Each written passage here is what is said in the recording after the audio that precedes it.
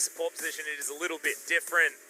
Cuz certainly has his work cut out for him, though, if he's going to pick the Gragas against Old Man Score. You saw there the KT roster a little bit different, but we're going to be starting on the side of Kingzone Dragon X. No surprises here whatsoever. And I'm very excited to see what Rascal's going to be able to get done. He brought out the Gangplank in their match where they did have the Cuz Karthus there as well, so there's a lot of things that can be contested as best of 5 stage and skip over wildcard. If there are any slip-ups around the top, their opponents today do spring a surprise roster decision.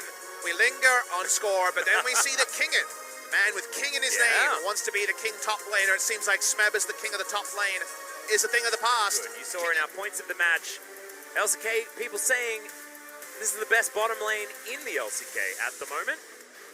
I think that is not a super bold thing to say. There are some global fans in the audience. Hard to find multiple laners that dominate a cannon in the top lane. Vladimir, for example, which hasn't necessarily been working for a lot of players, is a classic counterpick. Is banned, of course.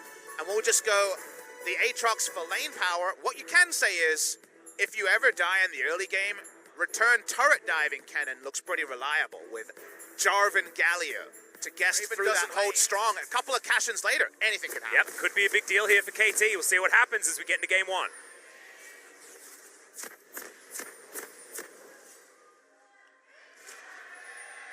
Ambition has it, that's 4 already. Kuro has it, that's 5 players who've reached the match. Bang is number 6.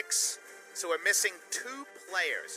Hit that 1,000 kill mark. Ah, yes, he followed Ambitions, that's 7. So we're missing 1, Atlas. 1 person deserves their shout out here. Gotta remind. Was it a top laner potentially? Fresh lane, Cuz is top. Yep, and Rascal, he's hit level 6. There's no level 6 for King, and this gank timing is phenomenal, and that's just Rascal doing all the work. Cuz comes on over, gets an assist somehow with a Prey Seeker, I believe, but that was all cannon. Couple of cash-ins.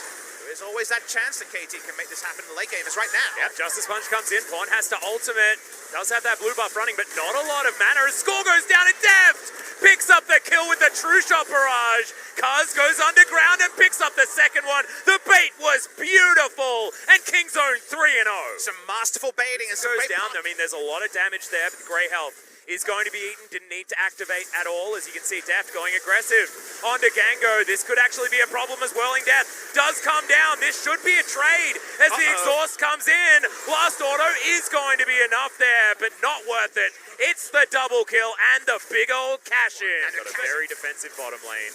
Snowflower looking for the hook, gets it onto Deft. We are going to have the double flay to come in as well as Tucson has to flash. Eats the Grey Health as Gango. Whirling Death is just going to straight up miss.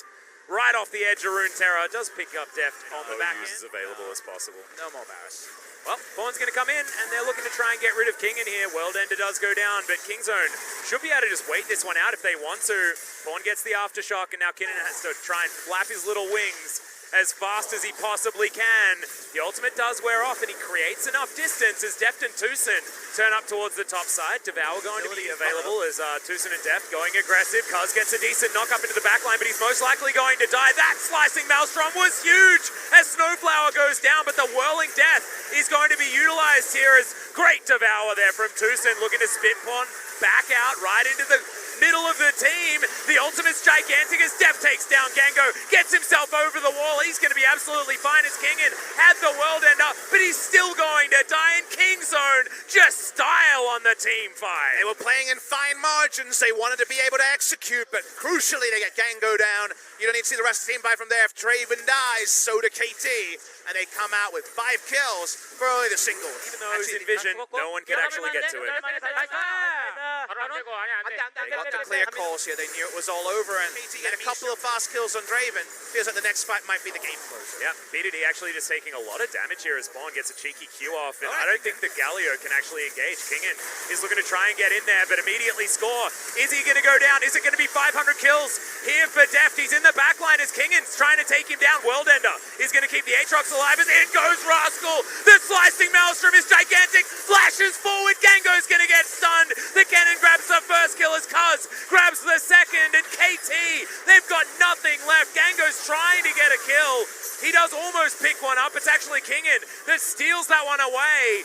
And now Deft looking for it. Snowflower, he was almost the right target as Gango, with the whirling death in the backline, picks up the catfish. And Deft is denied his 5th kill of the game and his 1000th of the LCK. All eyes onto Deft. He's not able to pick it up there, but it's still Rascal a bit anemic.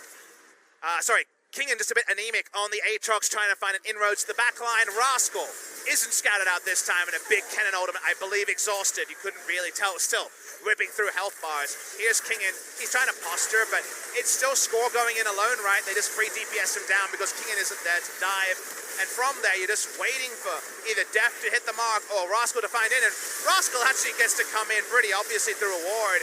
He may get exhausted, but the work is done. Yeah, exactly right. It was a great exhaust out of Snowflower. That could have been so much worse. In fact, that would probably have been all of them dead in an instant. As Quan went very aggressively there onto Kingen, but they're not able to take him down.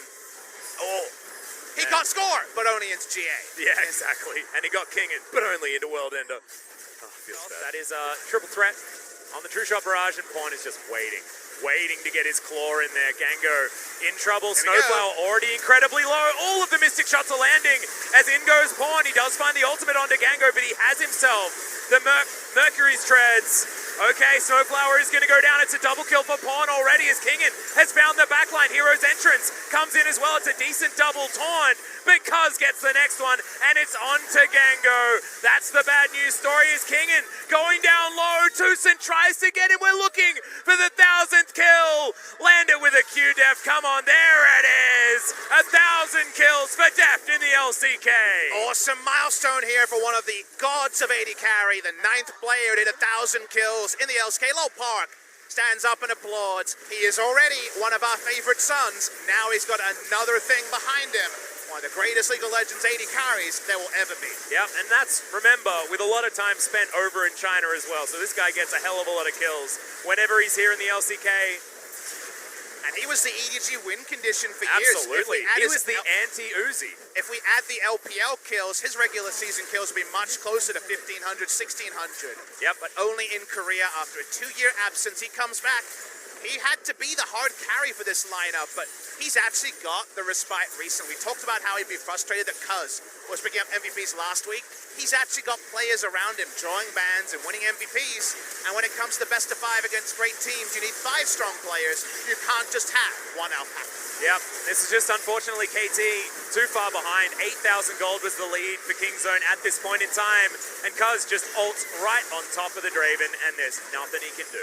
And they got a payment plan. Their gold lead over KT was actually reflected in the terms of multiple members diving in, not killing Gango, but stopping Gango from doing any damage in a team fight. So Gango may have taken a long time to die, but his damage in the team fight was so low compared to them. Without KT having any response, just looks like they have no options here against Kingzone Dragon X. Death Sentence comes in, but Deft is looking for it. These Mystic Shots are really hurting. And another inhibitor is sure to follow. 2 and a W, and Snowflower's almost dead. They don't even need to dive in and use Cannon Ultimate. They're getting all the objectives. KT, one last roll of the dice, and I think it's too late. Yep, Deft is just so incredibly strong right now, able to get these Ws onto these Nexus turrets. Half health for the first one. Teleport to come in as Bond just recharges that health bar.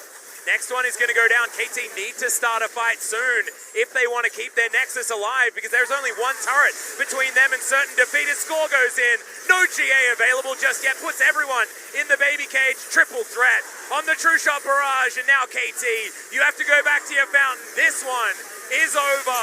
It's time to start looking at game number 2 as there's a slicing maelstrom. Some R buttons still need to be pressed, but the Nexus is inevitably going to go down. And Kingzone continue their clean run, 7-0 in the past 7 games.